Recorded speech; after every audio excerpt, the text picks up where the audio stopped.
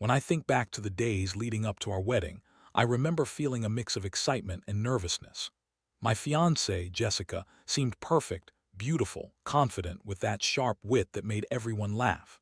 She was the kind of woman who knew exactly what she wanted and wasn't afraid to get it. We'd been together for 3 years, and I honestly thought I knew everything about her, or at least I did until the week of the rehearsal dinner. The signs started subtle. She was more secretive with her phone than usual, always quick to swipe away or hide the screen when I entered the room. At first, I brushed it off as her being overly cautious. Maybe she was just tired or anxious about the wedding. But then I noticed her canceling plans last minute, saying she was too busy or not feeling well. When I asked if she wanted to go out or do something casual, she'd snap at me if I pressed too much, calling me paranoid or accusing me of overthinking everything. That should have been my first red flag, but I was blinded by love and the fact that I just didn't want to believe she could do something like that. The real blow came during the rehearsal dinner. It was a lively, boisterous night. Everybody was celebrating, toasting, laughing. Jessica seemed tense but was putting on her usual charming act. I remember catching her eye a few times when she thought I wasn't looking, and the way she smiled, that little fake smile that I now realize was just her hiding something. That night, I noticed she was particularly flirtatious with her best friend, Mike. They exchanged looks, inside jokes, and I'd catch her leaning in when she thought no one was watching. I told myself I was imagining things, that maybe I was just jealous or tired. That's where the story should have ended, right? But it didn't. The night after the wedding rehearsal, I was too exhausted to sleep. I stayed up scrolling through social media, trying to wind down. I was just about to turn off my phone when I saw a message notification pop up on Jessica's phone. I didn't think much of it at first, but then I realized she'd left her phone on the nightstand. Curiosity got the better of me and I reached for it. I should have known better. It was a text from Mike. It wasn't just a simple congratulations or some benign message. No, it was more. It was suggestive, flirty, even a little dirty. Something about "can't wait to see you in the morning" or "last night was so hot I still can't get it out of my head." I froze. My stomach dropped. I stared at it, trying to comprehend what I was reading. My wife, Jessica, was planning to meet with her best friend's husband for sex. The same Jessica I was about to marry. I couldn't believe it. I felt sick, betrayed, like the ground had just opened beneath me. I couldn't sleep after that. I lay there, staring at the ceiling, trying to process what I had just discovered. How could she lie so easily? How could she hide this? I thought about confronting her that very night, but I needed some time to think. The next morning, I waited until she was still asleep, then quietly got up and slipped out of bed. That's when I decided I would find out everything, no matter what it took. I had to see her, talk to her face to face, and get some truth from her. But I knew deep down that nothing would be the same after that night. Jessica had shown me her real face, and I wasn't sure I'd ever be able to look at her the same way again. I got up early that morning, long before the sun even thought about rising. I didn't want to wake her. I just needed to think. My mind was racing a mile a minute. All the signs, the little things I'd ignored, her secretive phone habits, her dismissive attitude, the way she'd flirted at the rehearsal dinner, all of it suddenly made perfect sense. I felt a mix of anger, heartbreak, and confusion swirling inside me. I kept asking myself, how could she do this? How long has this been going on? And most of all, why? I decided I needed to see her, to confront her face to face. I didn't want to do it in anger or accusations, not yet. I just needed to know the truth. So I quietly got dressed, grabbed my keys, and slipped out of the hotel room. I knew she'd still be sleeping, and I wanted to catch her off guard. I had a plan.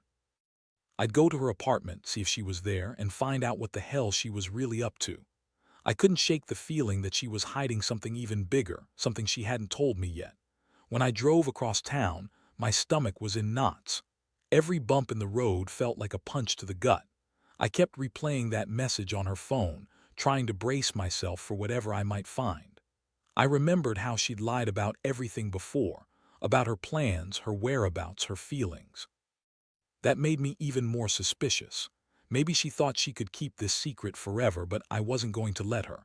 I pulled up outside her apartment and hesitated for a second. My hand hovered over the door handle.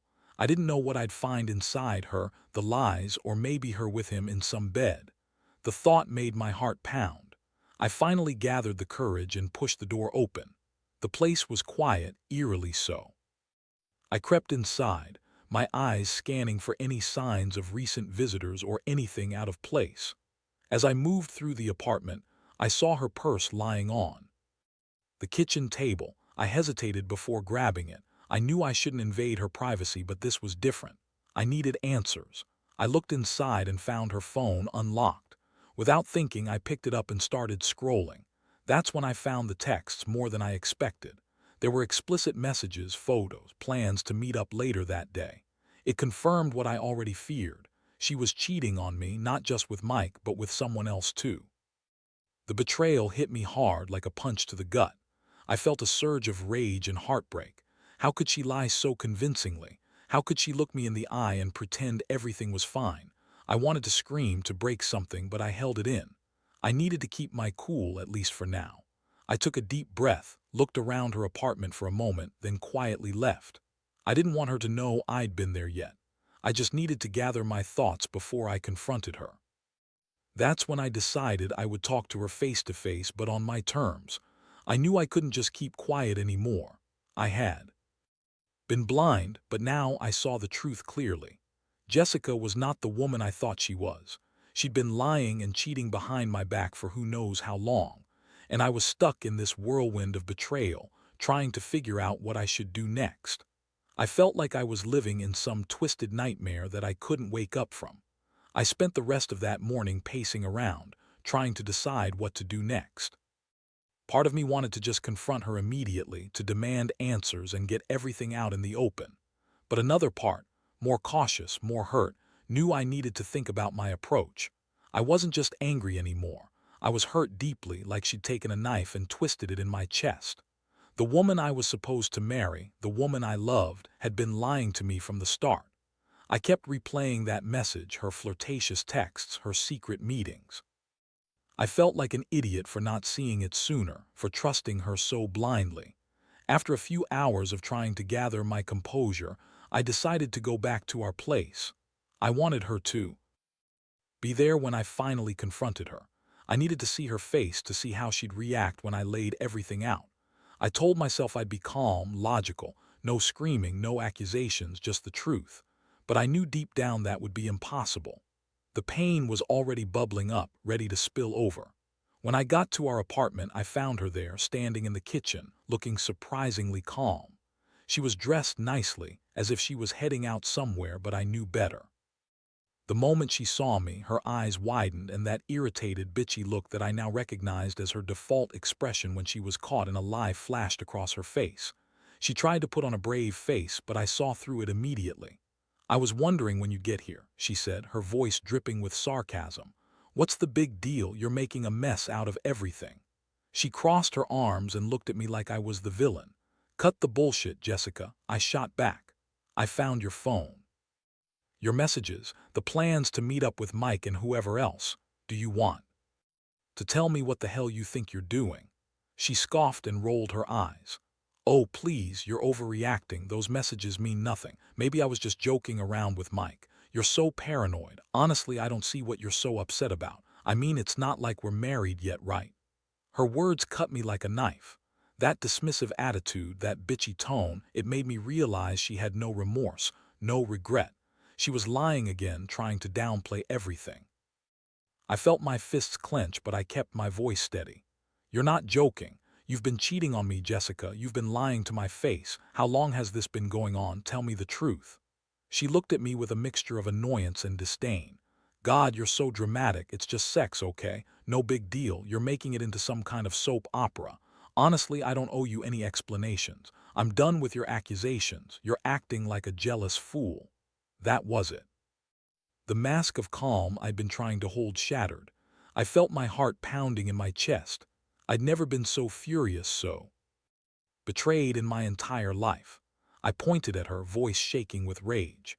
"You're done? No, Jessica, you're done when I say you're done. I trusted you, I loved you, and you threw it all away for some meaningless sex with my best friend and some guy you barely even knew. How could you do this? How could you lie to me for so long?"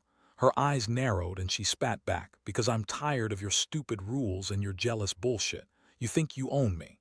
Well, guess what? I don't. And I sure as hell don't need to explain myself to a guy who can't even handle a little fun."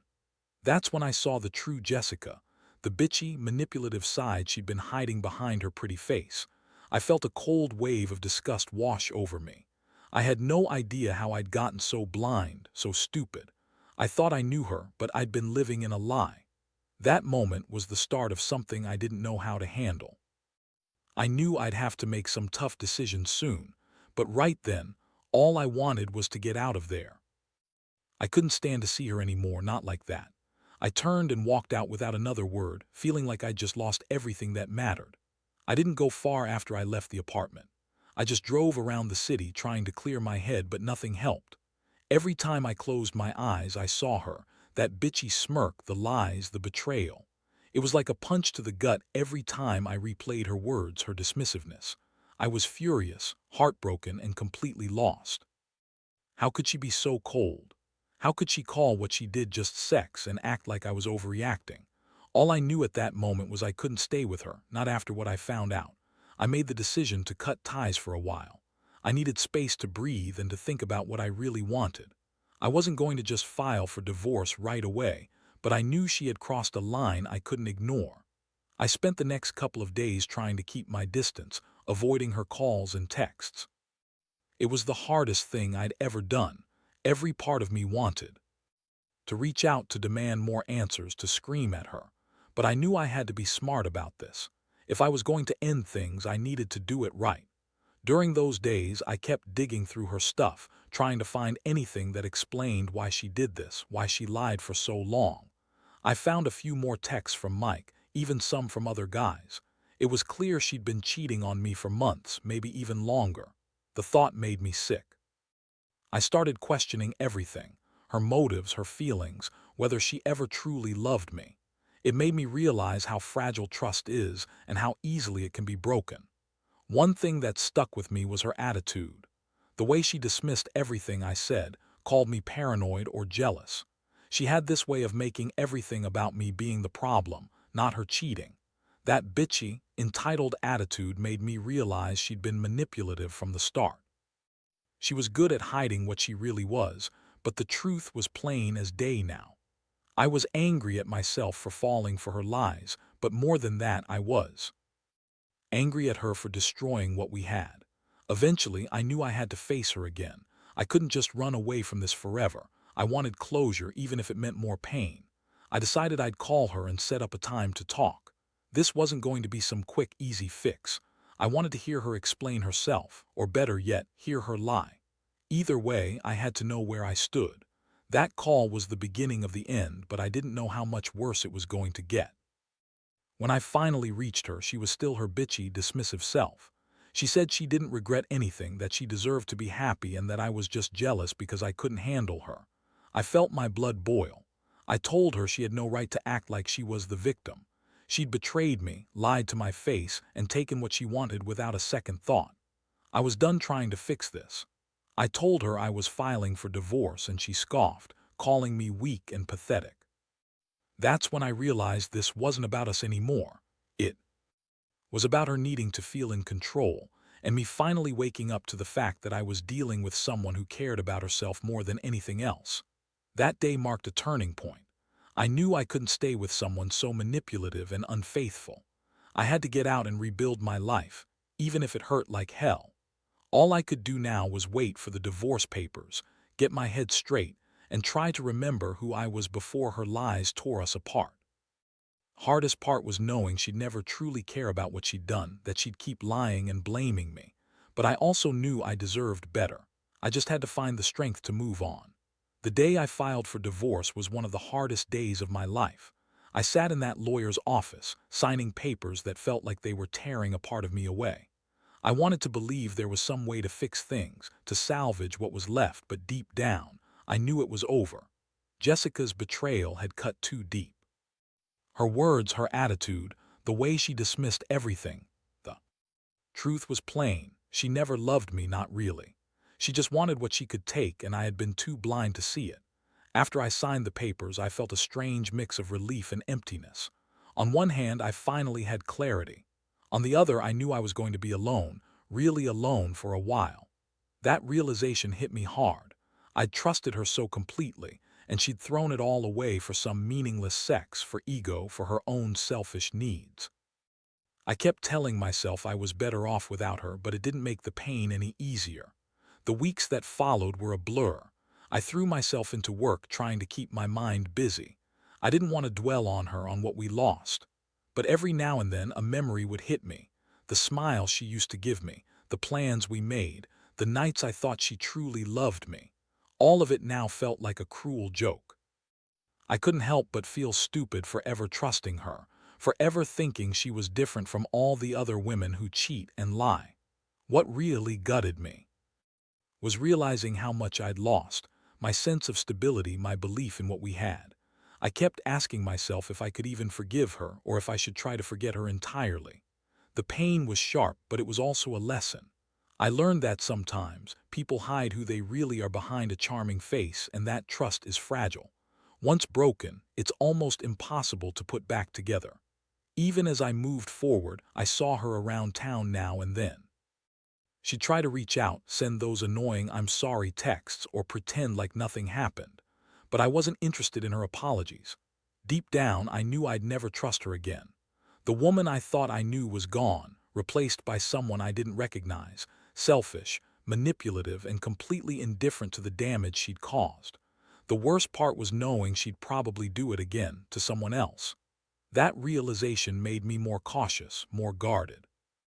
I couldn't help but feel angry at myself for letting her get so close, for thinking I'd found someone who genuinely cared. Now I see that some people are just good at hiding their true nature, until it's too late. Looking back, I've learned a lot from this disaster. Not just about her, but about myself. I learned that I need to trust my instincts more, that I shouldn't ignore the little red flags, and that love isn't enough when someone is willing to lie and cheat. I also learned that revenge isn't always about doing something destructive. Sometimes, it's about knowing when to walk away, when to cut your losses and rebuild your life from scratch. I don't regret what I've done or how I handled it. I just wish I'd seen the signs sooner. Now I'm trying to move past the anger and betrayal. I know the future won't be perfect, but I'm hopeful that one day I'll find someone who truly values honesty and respect. For anyone going through something similar, trust your gut, pay attention to the signs, and don't let anyone treat you like you're less than you deserve. Because at the end of the day, the only person who should define your worth is you. Looking back now, I realize that the biggest lesson from all this isn't just about betrayal or heartbreak. It's about knowing your worth and not settling for someone who treats you like a backup plan or just a fool to be played. Jessica's betrayal was a brutal wake-up call, but it also forced me to reevaluate everything: what I want in a partner, how I interpret trust, and what I deserve from life. Honestly, I still get angry sometimes when I think about how she lied to me for so long, how she smiled at my face, acted like she loved me, all the while sneaking around behind my back. But I also feel a strange sense of relief. For too long, I was just going through the motions, believing in the fairy tale version of us. Now I see the truth clearly, and I know that I didn't lose her. I finally lost the illusion I'd been clinging to.